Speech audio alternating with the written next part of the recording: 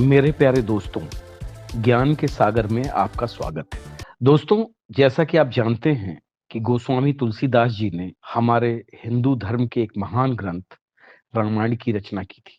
रामायण या श्री रामचरितमानस। आपको तो शायद पता ही होगा कि हमारे रामायण में 7 कांड हैं। उनको कांड कहिए या अध्याय कहिए। 7 चैप्टर हैं जिनके की नाम है बालकांड, अयोध्या कांड, अरण्य कांड, सुंदर कांड, किष्किंधा कांड, लंका कांड और उत्तरकांड। कुछ विवाद है उत्तरकांड के बारे में। ऐसा कहा जाता है कि उत्तरकांड बाद में जोड़ा गया, लेकिन फिर भी ये सातों कांड जो हैं आज भी हमारी रामायण में अवेलेबल हैं और सभी लोग श्री रामचरितमानस का पाठ करते समय इन सातों कांडों को पढ़ते हैं। लेकिन दोस्तों, आपके मन में कभी कभी ख्याल आता होगा कि आखिर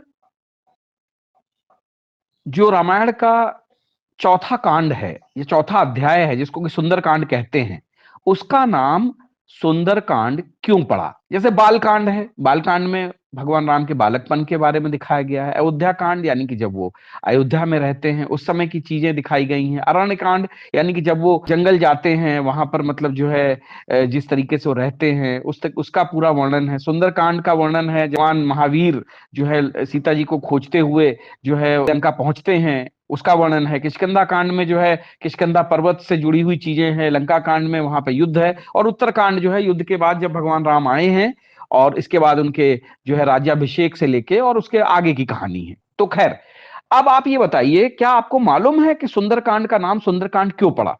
चलिए हम बताते हैं। जैसा कि आप सभी जानते हैं कि हनुमान जी सीता जी की खोज में लंका गए थे और लंका त्रिकुटाचल पर्वत पर बसी हुई है। त्रिकुटाचल पर्वत यानी कि वहां पर 3 पर्वत थे। पहला था सुबैल पर्वत, जहां के मैदान में युद्ध हुआ था, राम रावण का युद्ध हुआ था। दूसरा नील पर्वत, जहां राक्षसों के महल बने हुए थे। और तीसरे पर्वत का नाम है सुंदर पर्वत, जहां अशोक वाटिका निर्मित थी। जी हाँ, अगर आपको याद हो तो रावण ने कभी भी महारानी सीता को अपने महल में नहीं रखा था, महल से दूर अशोक वाटिका में रखा था। और अशोक वाटिका जो है सुंदर पर्वत पर स्थित था। इसी वाटिका में हनुमान जी और सीता जी की भेंट हुई थी। इस कांड की यही सबसे बड़ी घटना थी, इसलिए इसका नाम सुंदरकांड रखा गया है। अब आप सोचिए कि सुंदरकांड जो है हर शुभ अवसरों पर क्यों पढ़ा जाता है। देखिए, शुभ अवसरों पर हमारे देश में परंपरा है कि गोस्वामी तुलसीदास जी द्वारा रचित श्री रामचरितमानस के सुंदरकांड का पाठ हर कोई करवाना चाहता है। शुभ कार्यों की शुरुआत से पहले सुंदरकांड करने का एक बहुत बड़ा विशेष महत्व माना जाता है। ऐसा कहा जाता है कि जब किसी भी व्यक्ति के जीवन में ज्यादा से ज्यादा परेशानियां हो, कोई काम नहीं बन पा रहा हो, आत्मविश्वास की कमी हो या कोई और समस्या हो, तो ऐसे में सुंदरकांड के पाठ से शुभ फल प्राप्त होने लग जाते हैं। और न जाने कितने ज्योतिषी या संत भी विपरीत परिस्थितियों में सुंदरकांड करने की सलाह देते हैं। चूंकि सीता माता पर विपत्ति पड़ी थी और उस समय भगवान महावीर वहां पहुंचते हैं, उनको ढांढस बंधाते हैं, उनको बताते हैं कि भगवान राम अभी आएंगे, आपको लेकर जाएंगे। और इस प्रकार से उनके सारे दुखों का उन्होंने नाश किया था। इसलिए सुंदरकांड का पाठ जो है करना शुभ अवसरों पर हमेशा अच्छा माना जाता है।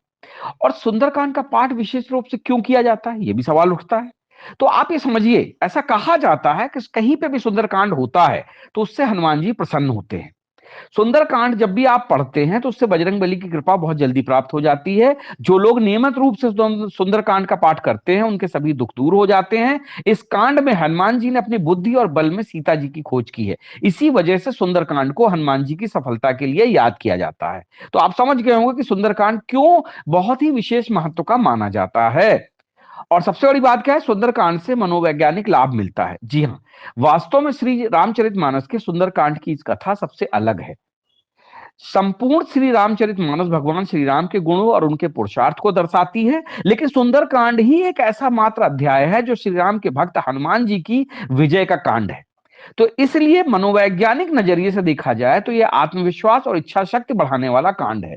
तभी अगर किसी को भी बजरंगबली को प्रसन्न करना हो तो सुंदरकांड का पाठ करने की सलाह दी जाती है।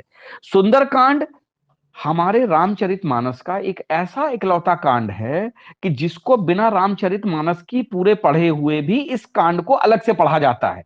बाकी और ऐसा कोई कांड नहीं है जिसकी जो है पढ़ाई या जिसके बारे में सभी लोग इस तरीके से अलग से उसको जो है पढ़ते हों या उसके अलग से उसके फल को प्राप्त करने की चेष्टा करते हों। सिर्फ सुंदरकांड ही एक ऐसा अध्याय है, एक ऐसा चैप्टर है, एक ऐसा कांड है कि जिसको अलग से पढ़ने पर भी आपको संपूर्ण रामचरितमानस पढ़ने का फल प्राप्त होता है। साथ ही बजरंगबली की बहुत विशेष कृपा प्राप्त होती है, और जिस पे बजरंगबली प्रसन्न होते हैं तो ये मान के चलिए कि भगवान राम उस पे प्रसन्न है ही, क्योंकि भगवान राम खुद ही बजरंगबली को उन्होंने कहा है कि आप मेरे भाई से बढ़कर हो, और जो कार्य आपने किया है वो कार्य शायद कोई दूसरे न कर पाते।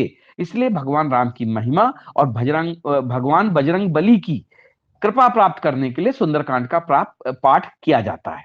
तो दोस्तों, ये थी सुंदरकांड की कहानी। उम्मीद है कि आपको पसंद आई होगी, और आप लोग भी नियमित रूप से जहां पर भी समय मिले वहां पर हनुमान चालीसा और सुंदरकांड का पाठ करते रहें। जय हिंद, जय भारत।